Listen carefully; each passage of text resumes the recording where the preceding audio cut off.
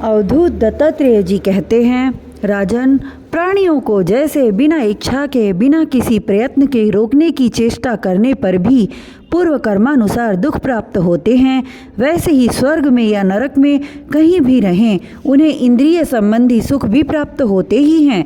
इसलिए सुख और दुख का रहस्य जानने वाले बुद्धिमान पुरुष को चाहिए कि इनके लिए इच्छा अथवा किसी प्रकार का प्रयत्न न करे। बिना मांगे, बिना इच्छा किए स्वयं ही अनायास जो कुछ मिल जाए, वह चाहे रूखा सूखा हो, चाहे बहुत मधुर और स्वादिष्ट अधिक हो या थोड़ा, बुद्धिमान पुरुष अजगर के समान उसे ही खाकर जीवन निर्वाह कर ले और उदासीन रहे। यदि भोजन न मिले तो उसे भी प्रारब्ध भोग समझकर किसी प्रकार की चेष्टा न करे, बहुत दिनों तक भूखा ही पड़ा रहे। उसे चाहिए कि अजगर के समान केवल प्रारब्ध के अनुसार प्राप्त हुए भोजन में ही संतुष्ट रहे।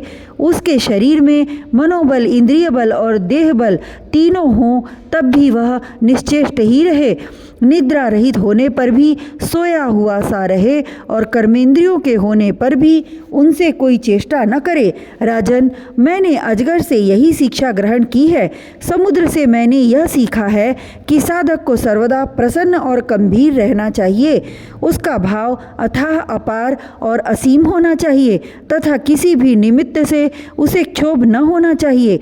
उसे ठीक वैसे ही रहना चाहिए जैसे ज्वार भाटे और तरंगों से रहित शांत समुद्र देखो। समुद्र वर्षा ऋतु में नदियों की बाढ़ के कारण बढ़ता नहीं और न ग्रीष्म ऋतु में घटता ही है, वैसे ही भगवत परायण साधक को भी सांसारिक पदार्थों की प्राप्ति से प्रफुल्लित न होना चाहिए और न उनके घटने से उदास ही होना चाहिए।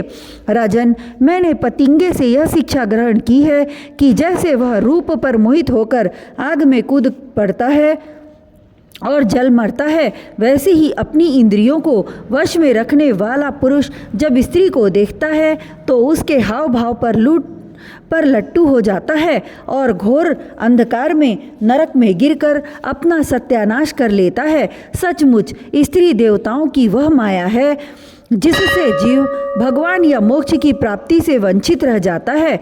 जो मूढ़ कामिनी कंचन, गहने, कपड़े आदि नाशवान मायिक पदार्थों में फंसा हुआ है और जिसकी संपूर्ण चित्त वृत्ति उनके उपभोग के लिए ही लालायित है, वह अपनी विवेक बुद्धि खोकर पतिंगे के समान नष्ट हो जाता है।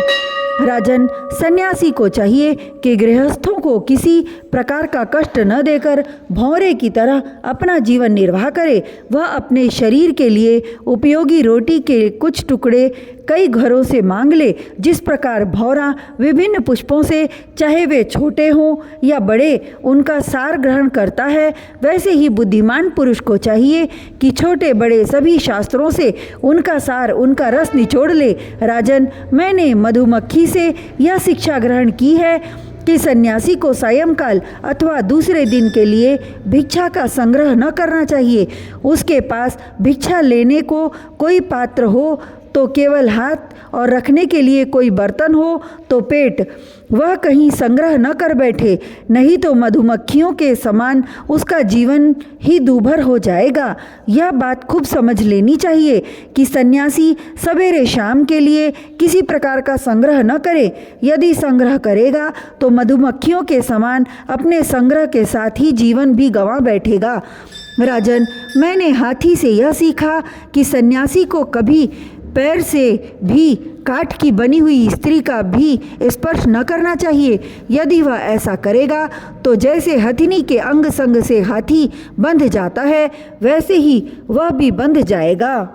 विवेकी पुरुष किसी भी स्त्री को कभी भी भोग्य रूप से स्वीकार न करे, क्योंकि यह उसकी मूर्तिमती मृत्यु है। यदि वह स्वीकार करेगा तो हाथियों से हाथी की तरह अधिक बलवान अन्य पुरुषों के द्वारा मारा जाएगा।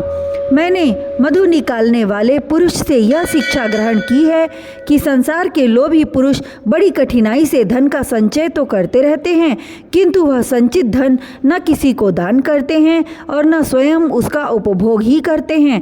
बस जैसे मधु निकालने वाला मधुमक्खियों द्वारा संचित रस को निकाल ले जाता है, वैसे ही उनके संचित धन को भी उसकी टोह रखने वाला कोई दूसरा पुरुष ही भोगता है। तुम देखते हो ना कि मधुहारी मधुमक्खियों का जोड़ा हुआ मधु उनके खाने से पहले ही साफ कर जाता है, वैसे ही गृहस्थों के बहुत कठिनाई से संचित किए पदार्थों को जिनसे वे सुख भोग की अभिलाषा रखते हैं, उनसे भी पहले सन्यासी और ब्रह्मचारी भोगते हैं, क्योंकि गृहस्थ तो पहले अतिथि अभ्यागतों को भोजन कराकर ही स्वयं भोजन करेगा। मैंने हरिण से यह सीखा है कि वनवासी सन्यासी को कभी विषय संबंधी गीत नहीं सुनने चाहिए। वह इस बात की शिक्षा उस हरिण से ग्रहण करे जो व्याध के गीत से मोहित होकर बंध जाता है। तुम्हें इस बात का पता है कि हरिणी के गर्भ से पैदा हुए ऋष्यभृंग मुनि स्त्रियों का विषय संबंधी गाना बजाना नाचना आदि देख सुनकर उनके वश में हो गए थे और उनके हाथ की कठपुतली बन गए थे। अब मैं तुम्हें मछली की सीख सुनाता हूँ। जैसे मछली कांटे में लगे हुए मांस के टुकड़े के लोभ से अपने प्राण गंवा देती है, वैसे ही स्वाद का लोभी दुर्बुद्धि मनुष्य भी मन को मथ कर व्याकुल कर देने वाली अपनी जीवा के वश में हो जाता है और मारा जाता है। विवेकी पुरुष भोजन बंद करके दूसरी इंद्रियों पर तो बहुत शीघ्र विजय प्राप्त कर लेते हैं, परंतु इससे उनकी रसना इंद्रिय वश में नहीं होती। वह तो भोजन बंद कर देने से और भी प्रबल हो जाती है। मनुष्य और सब इंद्रियों पर विजय प्राप्त कर लेने पर भी तब तक जितेंद्रिय नहीं हो सकता जब तक रसनेन्द्रिय को अपने वश में नहीं कर लेता, और यदि रसनेन्द्रिय को वश में कर लिया तब तो मानो सभी इंद्रियां वश में हो गईं। नृपनंदन, प्राचीन काल की बात है, विदेह नगरी मिथिला में एक वैश्या रहती थी। उसका नाम था पिंगला। मैंने उससे जो कुछ शिक्षा ग्रहण की वह मैं तुम्हें सुनाता हूँ, सावधान होकर सुनो। वह स्वेच्छाचारिणी तो थी ही, रूपवती भी थी। एक दिन रात्रि के समय किसी पुरुष को अपने स्मरण स्थान में लाने के लिए खूब बंठन कर उत्तम वस्त्राभूषणों से सजकर बहुत देर तक अपने घर के बाहरी दरवाजे पर खड़ी रही। नर रत्न उसे पुरुष की नहीं धन की कामना थी, और उसके मन में यह कामना इतनी दृढ़ मूल हो गई थी कि वह किसी भी पुरुष को उधर से आते जाते देखकर यही सोचती कि यह कोई धनी है और मुझे धन देकर उपभोग करने के लिए आ रहा है। जब आने जाने वाले आगे बढ़ जाते तब फिर वह संकेत जीवनी वैश्या यही सोचती कि अवश्य ही अब की बार कोई ऐसा धनी मेरे पास आवेगा जो मुझे बहुत सा धन देगा। उसके चित्त की यह दुराशा बढ़ती ही जाती थी। वह दरवाजे पर बहुत देर तक टंगी रही, उसकी नींद भी जाती रही। वह कभी बाहर आती तो कभी भीतर जाती। इस प्रकार आधी रात हो गई। राजन, सचमुच आशा और सो भी धन की बहुत बुरी है। धन की बाट जोहते जोहते उसका मुंह सूख गया, चित्त व्याकुल हो गया। अब उसे इस वृत्ति से बड़ा वैराग्य हुआ, उसमें दुख बुद्धि हो गई। इसमें संदेह नहीं कि इस वैराग्य का कारण चिंता ही थी, परंतु ऐसा वैराग्य भी है तो सुख का ही हेतु। जब पिंगला के चित्त में इस प्रकार वैराग्य की भावना जागृत हुई तब उसने एक गीत गाया, वह मैं तुम्हें सुनाता हूँ। राजन, मनुष्य आशा की फांसी पर लटक रहा है। इसको तलवार की तरह काटने वाली यदि कोई वस्तु है तो वह केवल वैराग्य है। प्रिय राजन, जिसे वैराग्य नहीं हुआ है, जो इन बखेड़ों से उबा नहीं है, वह शरीर और इसके बंधन से उसी प्रकार मुक्त नहीं होना चाहता जैसे अज्ञानी पुरुष ममता छोड़ने की इच्छा भी नहीं करता। पिंगला यह गीत गाया था। पिंगला ने यह गीत गाया था, हाय हाय मैं इंद्रियों के अधीन हो गई, भला मेरे मोह का विस्तार तो देखो। मैं इन दुष्ट पुरुषों से जिनका कोई अस्तित्व ही नहीं है विषय सुख की लालसा करती हूँ। कितने दुख की बात है, मैं सचमुच मूर्ख हूँ। देखो तो सही, मेरे निकट से निकट हृदय में ही मेरे सच्चे स्वामी भगवान विराजमान हैं। वे वास्तविक प्रेम सुख और परमार्थ का सच्चा धन भी देने वाले हैं। जगत के पुरुष अनित्य हैं और वे नित्य हैं। हाय हाय मैंने उनको तो छोड़ दिया और उन तुच्छ मनुष्यों का सेवन किया जो मेरी एक भी कामना पूरी नहीं कर सकते, उल्टे दुख भय आदि व्याधि शोक और मोह ही देते हैं। यह मेरी मूर्खता की हद है कि मैं उनका सेवन करती हूँ।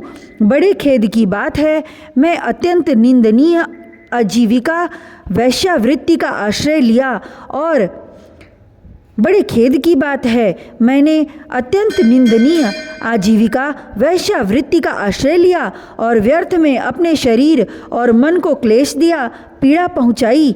मेरा यह शरीर बिक गया, लंपट लोभी और निंदनीय मनुष्यों ने इसे खरीद लिया है और मैं इतनी मूर्ख हूँ कि इसी शरीर से धन और रति सुख चाहती हूँ। मुझे धिक्कार है।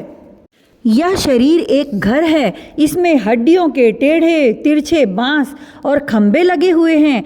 चाम रोएं और नाखूनों से यह छाया गया है। इसमें 9 दरवाजे हैं जिनसे मल निकलते ही रहते हैं। इसमें संचित संपत्ति के नाम पर केवल मल और मूत्र हैं। मेरे अतिरिक्त ऐसी कौन स्त्री है जो इस स्थूल शरीर को अपना प्रिय समझकर सेवन करेगी। यों तो यह विदेहों की जीवन मुक्तों की नगरी है, परंतु इसमें मैं ही सबसे मूर्ख और दुष्ट हूँ, क्योंकि अकेली मैं ही तो आत्मज्ञानी अविनाशी और परम प्रियतम परमात्मा को छोड़कर दूसरे पुरुषों की अभिलाषा करती हूँ। मेरे हृदय में विराजमान प्रभु समस्त प्राणियों के हितैषी सुहृद प्रियतम स्वामी और आत्मा हैं। अब मैं अपने आप को देखकर इन्हें खरीद लूँगी और इनके साथ वैसे ही विहार करूँगी जैसे लक्ष्मी जी करती हैं। मेरे मूर्ख चित्त, तू बतला तो सही, जगत के विषय भोगों ने और उनको देने वाले पुरुषों ने तुझे कितना सुख दिया है। अरे वे तो स्वयं ही पैदा होते और मरते रहते हैं। मैं केवल अपनी ही बात नहीं करती, केवल मनुष्यों की भी नहीं, क्या देवताओं ने भी भोगों द्वारा अपनी पत्नियों को संतुष्ट किया है। वे बेचारे तो स्वयं काल के गाल में पड़े पड़े करहा रहे हैं। अवश्य ही मेरे किसी शुभ कर्म से विष्णु भगवान मुझ पर प्रसन्न हैं, तभी तो दुराशा से मुझे इस प्रकार वैराग्य हुआ है। अवश्य ही मेरा यह वैराग्य सुख देने वाला होगा। यदि मैं मंदभागिनी होती तो मुझे ऐसे दुख ही न हो उठाने पड़ते जिनसे वैराग्य होता है। मनुष्य वैराग्य के द्वारा ही घर आदि के सब बंधनों को काटकर शांति लाभ करता है। अब मैं भगवान का यह उपकार आदर पूर्वक सिर झुकाकर स्वीकार करती हूँ और विषय भोगों की दुराशा छोड़कर उन्हीं जगदीश्वर की शरण ग्रहण करती हूँ। अब मुझे प्रारब्ध के अनुसार जो कुछ मिल जाएगा उसी से निर्वाह कर लूँगी और बड़े संतोष तथा श्रद्धा के साथ रहूंगी। मैं अब किसी दूसरे पुरुष की ओर न ताक कर अपने हृदयेश्वर आत्मस्वरूप प्रभु के साथ ही विहार करूंगी। यह जीव संसार के कुएं में गिरा हुआ है, विषयों ने इसे अंधा बना दिया है, काल रूपी अजगर ने इसे अपने मुंह में दबा रखा है। अब भगवान को छोड़कर इसकी रक्षा करने में दूसरा कौन समर्थ है। जिस समय जीव समस्त विषयों से विरक्त हो जाता है उस समय वह स्वयं ही अपनी रक्षा कर लेता है। इसलिए बड़ी सावधानी के साथ यह देखते रहना चाहिए कि सारा जगत काल रूपी अजगर से ग्रस्त है। अवधूत दत्तात्रेय जी कहते हैं, राजन, पिंगला वैश्या ने ऐसा निश्चय करके अपने प्रिय धनियों की दुराशा, उनसे मिलने की लालसा का परित्याग कर दिया और शांत भाव से जाकर वह अपनी सेज पर सो रही। सचमुच आशा ही सबसे बड़ा दुख है और निराशा ही सबसे बड़ा सुख है, क्योंकि पिंगला वैश्या ने जब पुरुष की आशा त्याग दी तब भी वह सुख से सो सकी।